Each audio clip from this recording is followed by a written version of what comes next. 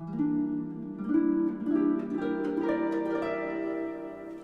guys, it's Amy, and today I want to talk about one of the most recognisable and beloved pieces of music from the Legend of Zelda series, and a personal favourite of mine to play. Of course, I'm talking about Fairy Fountain. You're probably already aware that Fairy Fountain is synonymous with the harp online now, with tons of great harpists posting unique versions of the tune all across the internet, and harp fans in the comments requesting it constantly. I still get requests for this, and I've already posted it 4 times. When I first heard this tune, I was desperate to try it out for myself on the harp, but I quickly found that it was pretty hard to play because it wasn't written with a real harp in mind at all. It was written to be played back by a synth on a games console. The first time I recorded myself playing Fairy Fountain, I recorded both hands separately and then put them together later. And that sounded fine as a recording, but it kind of felt like a cheat. And I really wanted to see if there was a way that I could play all of those notes together as a solo. And it turns out that committing to that took about 10 years of refining my playing. And now that I can play it, it's still an insane warm-up exercise and a really good way to practice certain skills and techniques. So today I thought I would share with you some of what I learned from playing Fairy Fountain in all that time. If you're a harpist and you want to play it yourself, maybe some of these insights will be useful to you. And if you're not a harpist, you might learn a bit more about how harpists work in our practice sessions. So I hope whether you play or not, you find this video interesting. So before I get started, just a disclaimer to say this tutorial isn't for beginner harpists or those considering starting the harp. If you want to start learning the harp, you can watch my Q&A video where there's some more information about that, and I will leave some links in the description for you too. So, let's get into how Fairy Fountain works on a real harp. The first thing to be aware of is that there are essentially 3 parts to play at once. You have 1 part to play with the right hand, and you have 2 parts to play with the left hand, a bass line and a higher arpeggiated part that you're going to switch between. It's important to be really sure of every part that you're playing, as when you bring this up to full speed, there's going to be a lot to think about and manage at once. So a good practice approach is essential here, where you address each element separately and at a slower speed before you start to combine them. Just for reference, non-harpists, we use the same numbering system for fingers as pianists do, which means that we label our fingers 1, 2, 3, 4, and 5, but we don't generally play with the 5th finger. So let's start by talking about the right hand. You will need to play continuous descending 4-note arpeggios with the fingers 2, 3, and 4 playing generally closed triad shapes, so quite close together, and then the thumb playing much higher up, playing its own sequential melody which descends and then rises before the pattern resets. The entire first half of Fairy Fountain is a descending sequence, so you'll find that you're playing the same patterns on different strings over and over.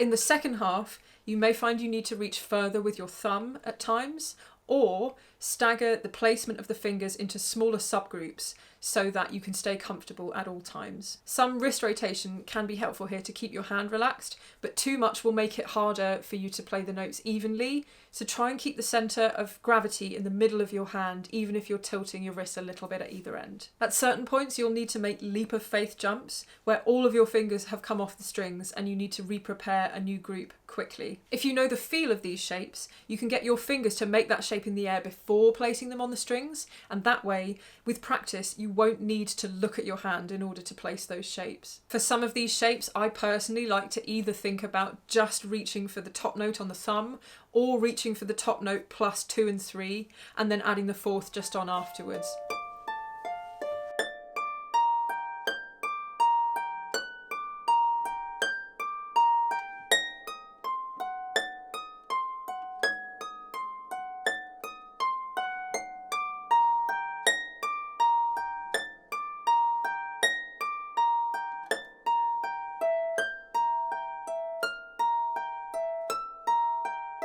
Finally, remember not to tire yourself out by playing this part too loud. The high strings carry pretty well, and there's no need to hammer them out, so try and conserve some energy there. Now let's talk about the left hand.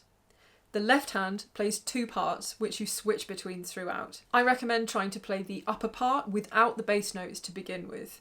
Jumping between the two parts really diverts your attention, so fixing that upper part in your mind is really helpful here, and then you can add the bass notes in once you know that upper part really well.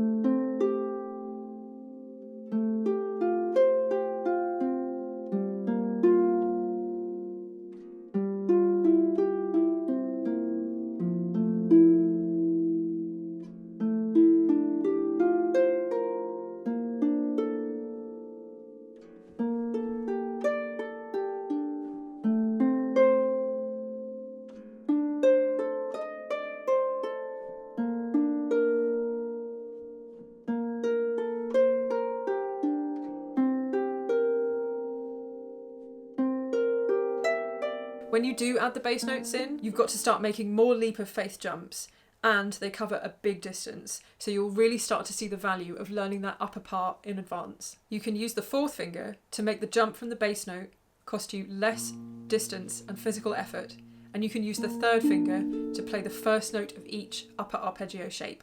Bass notes can alternate between fourth and second fingers around the upper shape. Alternating your fingers like this is much more efficient than playing the same finger twice in a row, so doing this is key to being able to play this at faster speeds.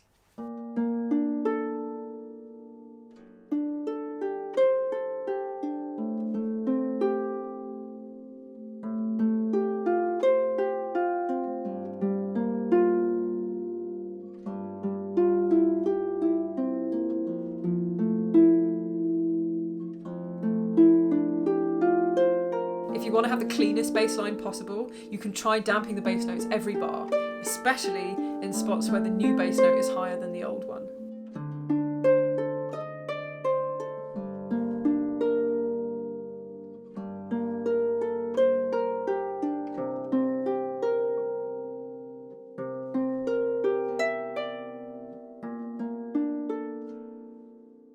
Now that we've looked at each hand separately, we can start thinking about putting them together. At this stage, you have to accept how much of what you've learned so far is going to need to be muscle memory, because you can't look at the extreme ends of the range in both hands at the same time. I recommend that you mostly focus your attention on which bass notes you're going to play, because a lot of the rest of what you've got to do can be done by feel. You could practice this with your eyes closed if you want to be a real masochist about learning to trust your muscle memory. Keeping your eyes open is fine too, as long as you're really disciplined all the way through about where you're looking and when. Finally, we need to talk about pedal work. For non-harpists, I'm not going to explain how the pedals work right now, but I will link you to some resources where you can find out more about that. And the pedals will be labelled throughout this segment, so you know which notes we're talking about altering. To ensure that your pedals properly coincide with the hands, try to very deliberately move your pedals on certain beats, holding pedals down but not fixing them where possible so they can then be released quickly again. It really helps to lock your pedal work into your playing in a way that makes musical and rhythmic sense, as this makes them much easier to remember, and you're not going to be able to look at your feet when we put all the elements back together. As there are a lot of pedal changes, I suggest you start anticipating pedal changes that are going to happen at least a beat early, so you're ready when they need to move. I think it's important to practice the pedals as a separate element when there are so many changes in music like this. You can almost imagine them like a third hand that needs your attention in practice.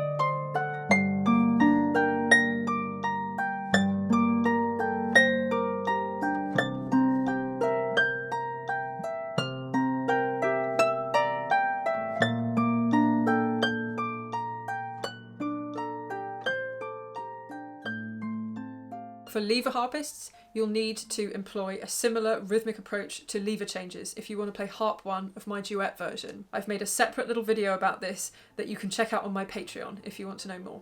Last but not least, the final target tempo for me for Fairy Fountain is 80 BPM, which is Ocarina of Time tempo. Other titles in the Zelda series have a slower tempo for Fairy Fountain, like Twilight Princess, so feel free to pick a tempo that fits your favourite Zelda title. I recommend that you do lots of work with a metronome in your practice to build up the speed gradually, and don't forget to do lots of work with the hands and feet separately. Good luck and have fun. So I really hope that you liked this video about playing Fairy Fountain on a real harp. Did you find this tutorial useful? And would you like to see more breakdowns of songs and more discussion of harp technique like this? Let me know in the comments and maybe I'll make some more of these. And if you like what I do, you can like this video and subscribe to see more harping and more talking about harping in the future. By the way, if you like the idea of Zelda covers on real instruments, I made an Ocarina of Time cover album last year, featuring real harp, real ocarina, real percussion and real voice. You can find it here on YouTube, or you can find it on Spotify, iTunes, Amazon Music, Deezer, Tidal, all the usual streaming and download services. And if you want a real Ocarina of Time that you can actually play, check out Spencer Ocarina, links in the description. Hey, thanks for watching to the end of the video. If you like what I do, please consider supporting me on Patreon, like these wonderful people right here. They're the first to hear about all of my latest projects, including my brand new original music, which I'm super excited to be sharing with you all soon. Thanks so much, and I'll see you next time. Bye!